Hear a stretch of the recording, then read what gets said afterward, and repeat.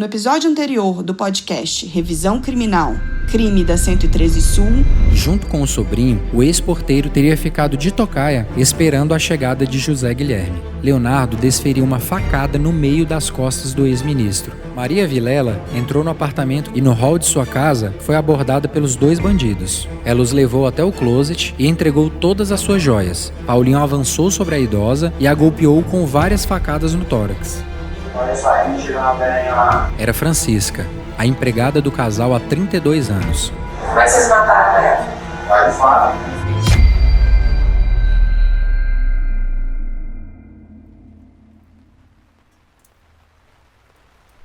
Bom, eu trabalhava com os meus avós, né? E morava muito perto deles. E trabalhava com... Carolina Vilela, neta do casal de vítimas, foi a primeira da família a chegar no apartamento, na segunda-feira, 31 de agosto de 2009, 3 dias após o crime. Ela conta como descobriu a morte dos avós. O secretário avisou que meu avô não tinha ido trabalhar. Quando eu descobri que meu avô não tinha ido trabalhar, foi um momento assim que me deu uma aflição, né? Então, nesse momento, comecei a procurar por eles. Saí do setor comercial, fui correndo pro apartamento deles. Nesse caminho, fui falando com minha mãe, com meu tio, com outras pessoas que pudessem ter alguma notícia. E quando eu cheguei no apartamento, imediatamente o porteiro falou assim que ele não chegou nem a interfonar no prédio. Ele simplesmente virou e falou que eles não estavam. Eu perguntei justamente como assim eles não estão?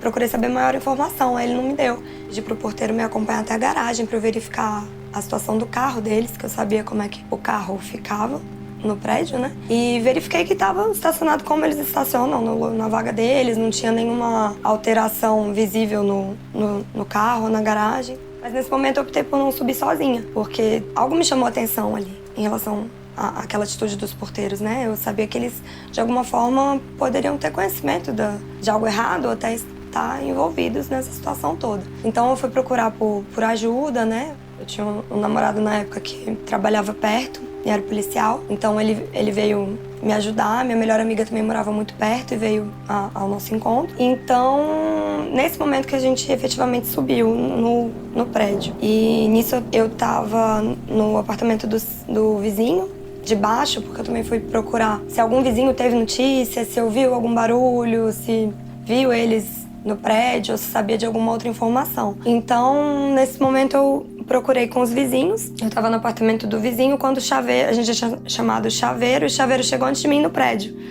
E essa foi exatamente a sorte, porque a porta que eu abriria seria a porta onde estaria meu avô, né? Então, por esse acaso, eu acabei não vendo os corpos, né? Eu não cheguei a ver a cena do crime. E quem entrou no apartamento foi um amigo meu, policial, e esse meu namorado. Esse meu namorado, na época, ele me chamou pro elevador, assim, nem me deu notícia lá, né? Por medo de eu querer entrar, alguma coisa assim. Aí ele me chamou pro elevador e eu só perguntei, né? Eles estavam lá? Aí ele fez assim com a cabeça, né? E aí eu perguntei, eles estavam mortos? Ele fez assim. E aí, nesse momento, eu, assim, entrei em choque, né?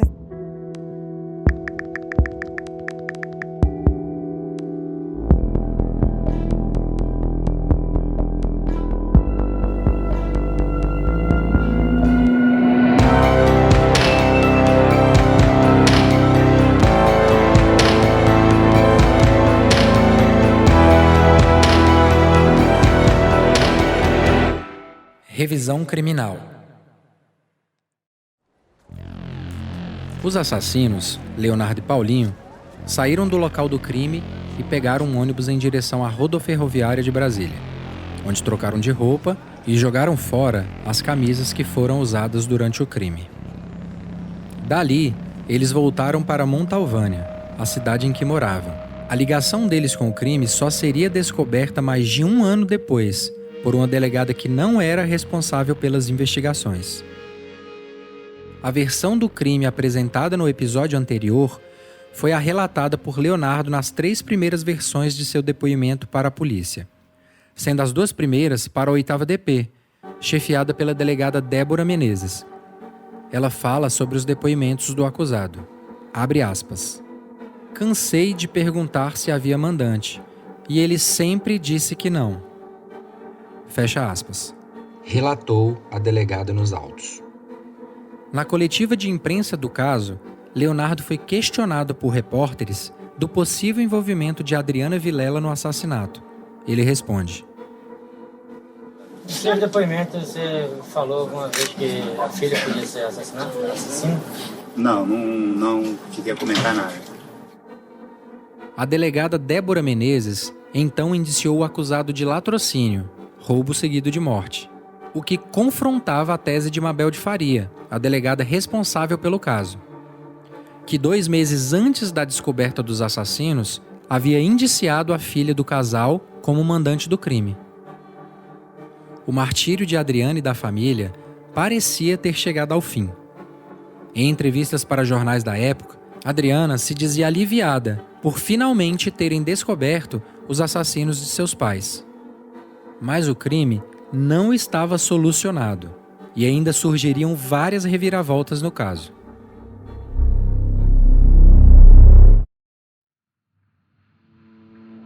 Apesar de ter encontrado os assassinos do crime da 113 Sul, a Justiça ordenou que a 8ª DP fosse afastada do caso, mantendo as investigações restritas à Corvida.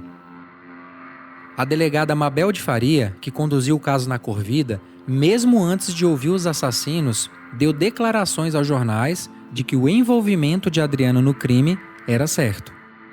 Mabel já havia indiciado a Adriana como mandante do crime, mesmo sem qualquer indício de quem seriam os assassinos. Quando a 8ª DP revelou quem eram os criminosos, a justiça já havia aceitado a denúncia da Corvida e a Adriana havia se tornado ré no assassinato de seus pais. Sobre o seu indiciamento e a persistência da delegada na tese de que ela havia arquitetado o crime, Adriana fala: Por que a delegada Mabel quis sustentar a farsa dela, mesmo após a prisão dos assassinos dos meus pais? Porque quando ela me indiciou uma denúncia, um indiciamento vazio. Ela disse que eu era mandante de um crime, mas ela não dizia como esse crime aconteceu. Ela não dizia quem executou o crime. Augusto Vilela, irmão de Adriana, entende que para a polícia seria difícil admitir uma outra versão do crime, pois assim estaria assumindo um erro. O que eu constatei é isso. Eu acho que, depois de tudo que eu vi, a única coisa que explica é: a polícia foi longe demais com relação a essa tese de mandante. E voltar atrás agora seria necessariamente responsabilizar alguém que fez isso, que apostou nisso. Quando ninguém sabia o que tinha acontecido, né, eles apostaram numa tese maluca. No primeiro depoimento à Corvida, Leonardo reafirmava sua versão de que teria realizado o roubo e assassinato do casal Vilela ao lado de seu sobrinho, e que a motivação do crime teria sido a humilhação por parte de José Guilherme Vilela quando os dois se encontraram no setor de autarquia sul. Se eu fosse arranjar emprego para todo mundo que me pede, eu tinha que abrir uma agência de emprego. Em seu depoimento para a delegada Mabel, Paulinho também negava o envolvimento de qualquer outra pessoa no crime. Ontem como é que foi? Vocês saíram daqui? Eu só queria saber o seguinte: por que vocês saíram daqui? Foram fazer o que lá? Pra roubar. Então vocês já saíram para roubar? Pra roubar. Certo. E por que o Leonardo teve a ideia de roubar lá? Ele só falou pra mim que tinha raiva de expor lá. Ele tinha raiva? E foram só vocês dois? Só foi nós dois. Você sabe que não foi assim. Você sabe que não foi assim. Você sabe que não foi assim. A minha parte, eu só sei assim. É importante ressaltar que Paulinho estava preso em Montalvânia, na época em que se descobriram as ligações de Leonardo com o crime da 113 Sul. Por isso, não seria possível que os dois tivessem combinado os depoimentos. Nos primeiros interrogatórios, Leonardo também afirmava que os dois haviam cometido o crime sozinhos, como no trecho a seguir. Quando foi que você resolveu para a cidade do Sul? Não foi nada planejado, não foi nada arranjado, não foi nada encomendado nem mandado por ninguém. Eu vim para Brasília arrumar emprego. Mas a partir do seu quarto depoimento após a sua prisão, Leonardo começa a mudar o seu relato. Nesse testemunho, o ex-porteiro disse que teria recebido a notícia da morte do casal Vilela pelo irmão. E a partir daí, teria sido abordado por 5 homens e teria recebido deles um envelope com a versão impressa do depoimento que havia dado assumindo o assassinato. Nessa versão dada à polícia, que nunca foi comprovada e parece ser fantasiosa, Leonardo declarou que teria sido obrigado a decorar a narrativa do crime e que dias depois, os homens teriam retornado com joias e dinheiro e disseram que ele poderia fazer o que quisesse com os bens. Já no seu 5º depoimento, o ex-porteiro apresentou uma nova versão. A partir daí, Leonardo envolvia Adriana Vilela no crime. Ele afirmava que teria recebido uma ligação da arquiteta lhe oferecendo $10.000 para forjar um assalto na casa dos pais dela. Os 2 relatos divergiam muito das 2 primeiras versões que Leonardo apresentou assim que foi preso pela 8ª DP e em seu primeiro testemunho para a Corvida. O que teria acontecido? Por que em seus primeiros depoimentos não apontou Adriana como mandante? O que fez Leonardo mudar radicalmente o seu testemunho? Enquanto Paulinho estava preso na delegacia de Montalvânia e era interrogado por agentes da Corvida, um fato peculiar aconteceu.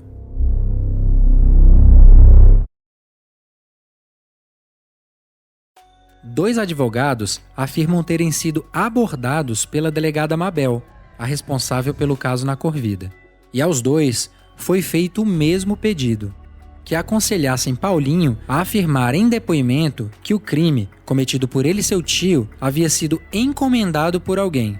Cabe ressaltar aqui que os 2 advogados entrevistados por mim em Montalvânia são inimigos políticos na cidade. Portanto, não haveria hipótese de os 2 terem combinado declarações. Um dos advogados, Geraldo Flávio, conta que estava na delegacia para representar outro cliente, mas a delegada Mabel o confundiu com Fabrício Dornelas, que era quem de fato defendia Paulinho. Sobre a conversa que Geraldo Flávio teve com a delegada Mabel de Faria, ouça o que ele me disse.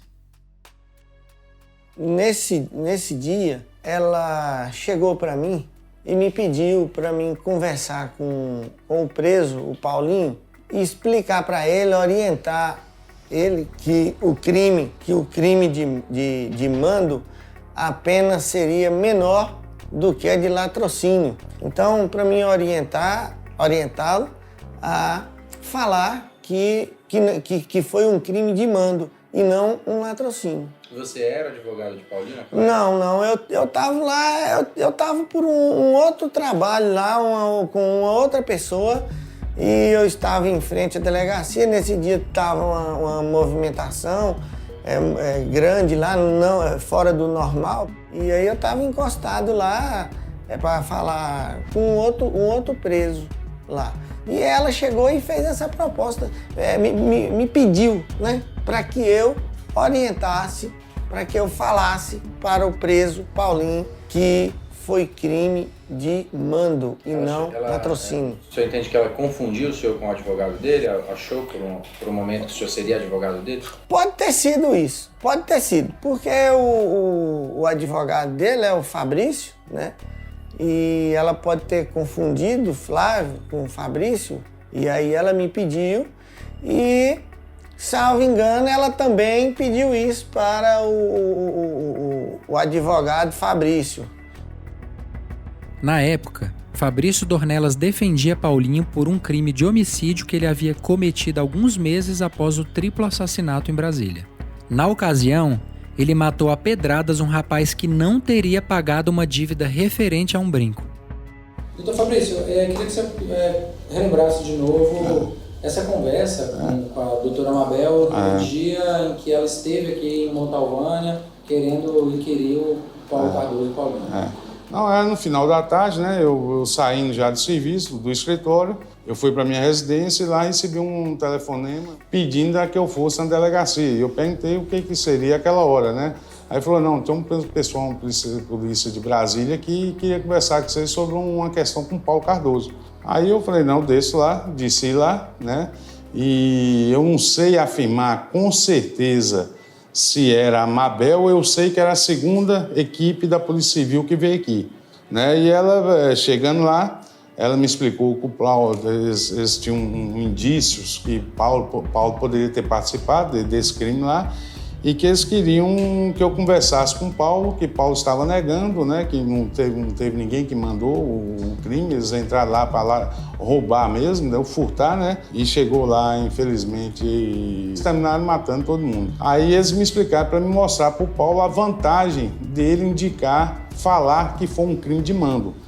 É importante também falar que ela nunca pediu para falar a pessoa, fala que foi fulano. Não, ela só falou, não, doutor, você pede para ele, explica para ele a vantagem, que o crime de latrocínio é a maior pena do Código Penal hoje, né? Mostrar para ele que é mais vantajoso na aplicação da pena um crime de mando, que seria homicídio qualificado, do que um latrocínio, né, que é roubo seguido de morte, entendeu? Então, o latrocínio hoje é a maior pena do Código Penal brasileiro, hoje é o crime de latrocínio. Nós conseguimos recuperar o depoimento de Paulo Cardoso Santana, que confirmou ter, de fato, recebido tal orientação de seu advogado, Fabrício Dornelas. Quem faz as perguntas é o promotor Maurício Miranda. O senhor disse que o senhor estava lá em Montalvânia, um advogado foi conversar com o senhor.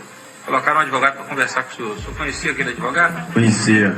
O que o advogado falou com o senhor? Eles conversaram com a doutora Mabel lá e mandaram eu falar coisa lá. Não me lembro direito, não. A pergunta é, o que o advogado conversou com o senhor?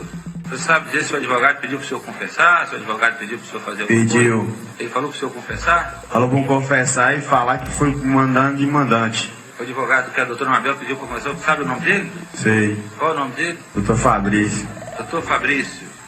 Aí ele conversou sozinho com o senhor? Ele conversou com a doutora Mabel primeiro. Sim. Ele ficava conversando com a doutora Mabel, depois veio conversar comigo. Depois levantava e conversava comigo. Nessa hora ele falou para o senhor dizer que tinha mandante? Era. E o senhor aceitou essa ordem dele? Moço, eu não fiz o que ele mandou, não. Em outro momento, Paulinho confirma a versão do advogado, ao dizer: O advogado ficava falando para mim que era melhor assinar o termo de homicídio do que de latrocínio. O advogado Geraldo Flávio, na época, conversou com Paulinho sobre o crime. E sobre esse momento, ele conta. Eu fui e conversei com ele. Só que eu não falei nos termos que ela me pediu. Eu não orientei ele. Eu perguntei para ele. Ela me pediu que eu orientasse, que eu falasse para ele dizer que era crime de mando e não latrocínio. E eu fui até a cela, conversei com ele, repito que eu já ia para conversar com outra pessoa lá na delegacia e disse para ele, eu conversei com ele assim, Paulinho, se todo mundo já descobriu, a polícia já sabe quem matou. Agora eles querem saber se tem alguém que mandou, quem é que está mais envolvido nesse crime. Então, por que você não fala a verdade, quem matou, se tem alguém que mandou, que você deu, não? Ele foi taxativo em dizer, não tem mandante. Quem matou foi o Leonardo. Ele não citou o nome de outra pessoa, só esses dois. Ele falou, ninguém mandou. Nós matamos e roubamos, pegamos as coisas. Foi taxativo em dizer isso aí, foi claro. Não tem mandante. Ele falou para mim. Se o segundo suspeito reafirmava em seus depoimentos que não havia sido um crime de mando, por que a delegada Mabel havia pedido aos advogados para instruírem o assassino a dizer isso? Uma policial que pede para dizer a um investigado naquele momento, preso inclusive, que deve falar que tem mandante ou falar que o crime é outro para diminuir a pena. Isso, se for verdade, ela está cometendo o crime. É simples. Isso tem que ser investigado. A hipótese que a delegada sustentava há meses era de um crime encomendado pela filha do casal, Adriana Vilela. Ao confessar um latrocínio, um roubo seguido de morte, os dois acusados divergiam da linha seguida pela Corvida, que havia indiciado a Adriana. Nesse momento, a Justiça tinha aceitado a denúncia do Ministério Público e a Adriana estava no banco dos réus. De acordo com o Código Penal Brasileiro, artigo 157, o crime de latrocínio que resulta em morte tem pena de 20 a 30 anos, enquanto que o crime de mando, previsto no artigo 121, tem a possibilidade de uma sentença menor, de 6 a 20 anos. Para os criminosos, seria realmente mais vantajoso indicar o crime de mando, pois eles poderiam ser condenados a uma pena bem menor. Para tornar o caso e os fatos ainda mais emaranhados, surge um terceiro homem na história, o temido morador de Montalvânia, Neylor. As implicações dessa nova peça no inquérito nós vamos discutir no próximo episódio. Este podcast é produzido pelo portal Metrópolis.